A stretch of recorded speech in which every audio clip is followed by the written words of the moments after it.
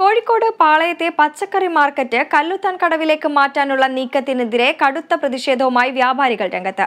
പാളയം മാർക്കറ്റിൽ ഉച്ചവരെ കടകൾ അടച്ചിട്ടു. വ്യാപാരികൾ കോഴിക്കോട് കോർപ്പറേഷൻ ഓഫീസിന് മുൻപിലേക്ക് മാർച്ച് നടത്തി.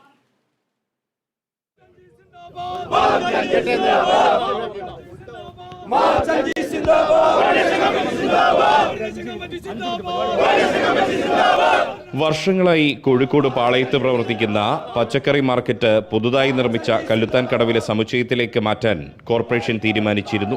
കല്ലുത്താൻ കടവിൽ 5.5 ഏക്കറോളം സ്ഥലത്താണ് ഇതിനുള്ള സൗകര്യം ഒരുക്കിയത്. ഈ തീരുമാനത്തിനെതിരെ നേരത്തെ തന്നെ വ്യാപാരികൾ പ്രതിഷേധവുമായി രംഗത്ത് വരികയും ചെയ്തു. പക്ഷേ തീരുമാനത്തിൽ നിന്നും പിറകോട്ടു പോകാൻ കോഴിക്കോട് കോർപ്പറേഷൻ തയ്യാറായതുമില്ല. ഈ സാഹചര്യത്തിലാണ് വ്യാപാരികൾ പ്രതിഷേധം കടുപ്പിച്ചത്. നൂറുകണക്കിന് പഴം പച്ചക്കറി വ്യാപാരികളാണ് ഇന്ന് കോഴിക്കോട് കോർപ്പറേഷൻ ഓഫീസിന് മുൻപിലേക്ക് നടന്ന മാർച്ചിൽ അണിനിരന്നത്.